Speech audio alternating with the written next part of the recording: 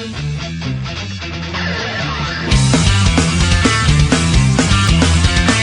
assalamualaikum warahmatullahi wabarakatuh. Hari ini kita akan melakukan pembahasan tentang sistem injeksi ya. Oke, langsung saja kita punya gambar di sini ya.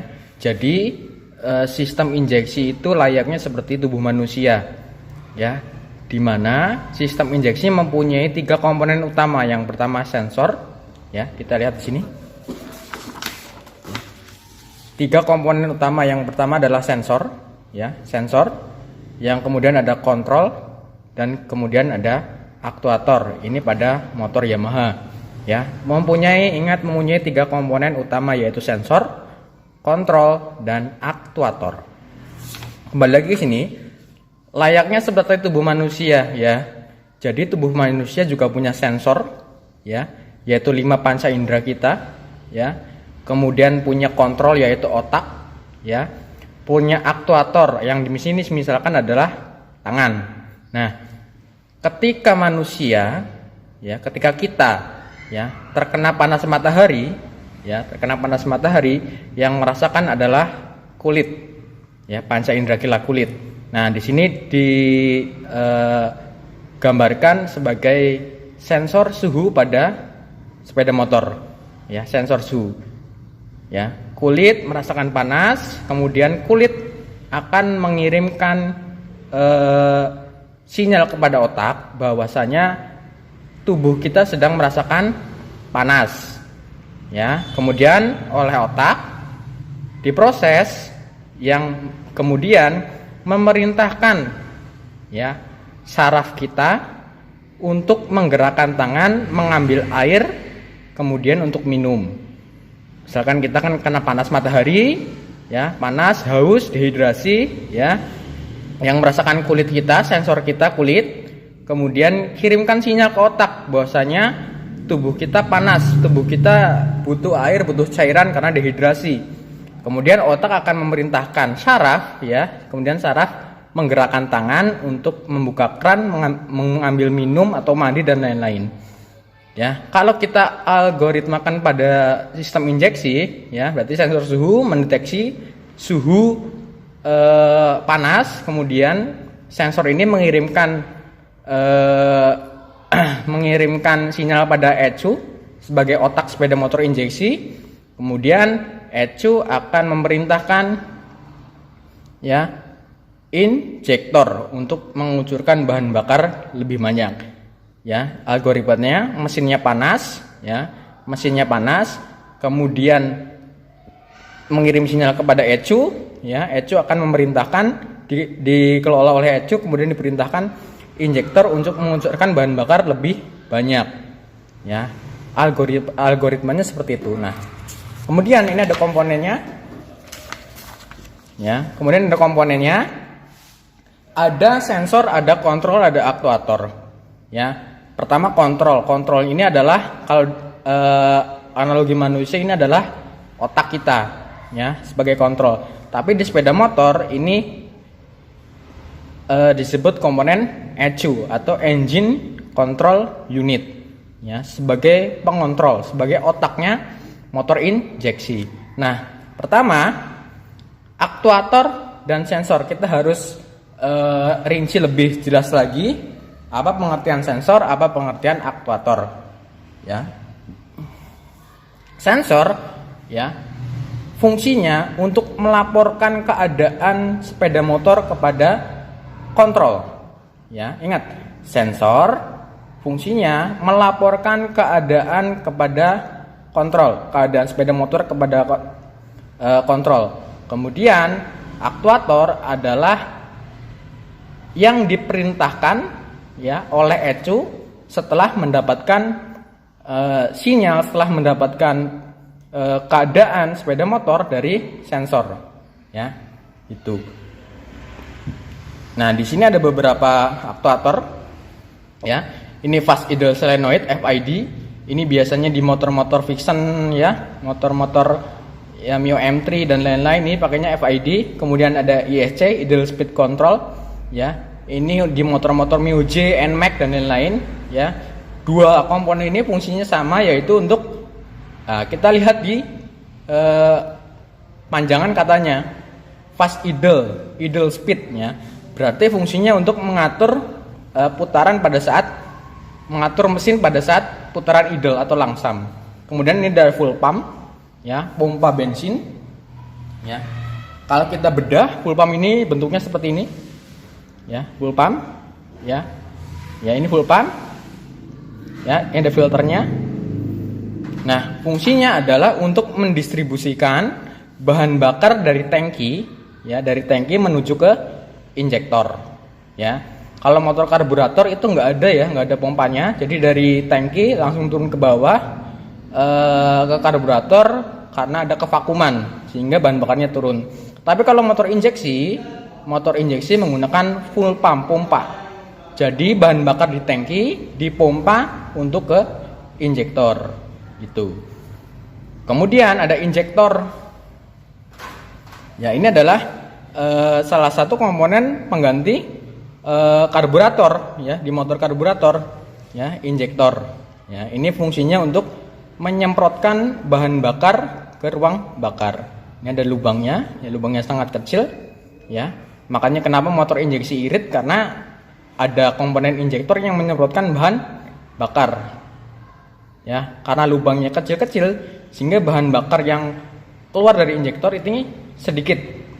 Ya, sehingga kenapa motor injeksi irit, ya karena ini, ya, karena injektor mempunyai lubang-lubang yang kecil sehingga bahan bakarnya lebih efisien. Kemudian ada ignition coil. Ignition coil, ya, mungkin kamu sudah nggak asing dengan ignition coil, ya. Fungsinya untuk meletikan busi, ya, agar mesin menghasilkan pembakaran. Kemudian ada sensor TPS, ya. Ini ada namanya MAQS, ya. Dalam satu set ini namanya MAQS. Kalau kita perhatikan di komponen, ya, ini MAQS, ya. Jadi satu set di sini MAQS. Nah, MAQS ini ada beberapa sensor. Pertama, ada throttle position sensor. Nah, TPS ini fungsinya untuk menganalisa bukaan gas, ya, menganalisa bukaan gas, bukaan gasnya tertutup atau gasnya setengah atau gas full, ya, ini menganalisa.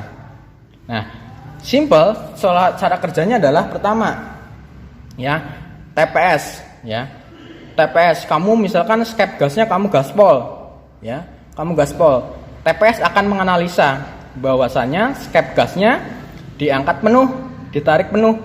Kemudian TPS melaporkan kepada kontrol yaitu ECU bahwasanya motor ini sedang digas penuh. Nah, kemudian kontrol akan memerintahkan injektor, ya, memerintahkan injektor agar menyemprotkan bahan bakar lebih banyak, gitu. Karena semakin gasnya ditarik penuh, bahan bakar yang masuk ke ruang bakar semakin banyak. Saya ulangi, ya. TPS ini, ya, ini menganalisa, ya, menganalisa kita gaspol, ya, gaspol, lah, lihat ada kupu-kupunya di dalam terbuka. Nah, kita gaspol, ya. Kemudian TPS menganalisa bahwasanya skep gasnya sedang ditarik penuh, ya, sedang ngebut, ditarik pol, digaspol. Nah, kemudian TPS akan mengirimkan sinyal kepada ECU, ya, mengirimkan sinyal pada ECU bahwasanya sepeda motor gasnya sedang ditarik penuh, ya. Kemudian kontrol akan mengolah dan memerintahkan injektor untuk menyemprotkan bahan bakar lebih banyak, gitu. Kemudian ada sensor IAPS, Intake Air Pressure Sensor, ya. Fungsinya adalah untuk menganalisa tekanan udara yang masuk ke dalam ruang bahan bakar. Menganalisa, ya. Jadi satu kotak ini, satu sensor ini, ya, ada pertama tadi TPS-nya, kemudian ada IAPS-nya, ya. Intake Air Pressure Sensor untuk menganalisa tekanan udara yang masuk ke ruang bakar. Nah, jadi Berkaitan dengan TPS, ketika skepnya ditarik pol, dibuka pol, ya, kemudian udara yang masuk, ya, udara yang masuk, ketika gaspol, ya maaf ya, ketika gaspol, berarti kan udara yang masuk banyak, otomatis tekanan udaranya juga besar. Nah, IAPS melaporkan kepada ECU bahwasannya tekanan udaranya besar, ya, kemudian diolah oleh ECU, oleh kontrol, oleh otaknya, kemudian memerintahkan injektor untuk menyemprotkan bahan bakar lebih banyak. Itu ya. Kemudian ada intake air temperature sensor. Letaknya sama, ada di dalam kotak ini di MAQS, cuma ini lebih kelihatan tonjolannya. Bentar ya, saya fokuskan. Ya, ini ada tonjolan. Nah, ini adalah seperti tonjolan termometer ya, menganalisa suhu udara. Ya. Cara kerjanya, intake air temperature sensor yang menganalisa suhu udaranya. Misalkan mesinnya masih dingin pagi-pagi, ya, menganalisa suhu udaranya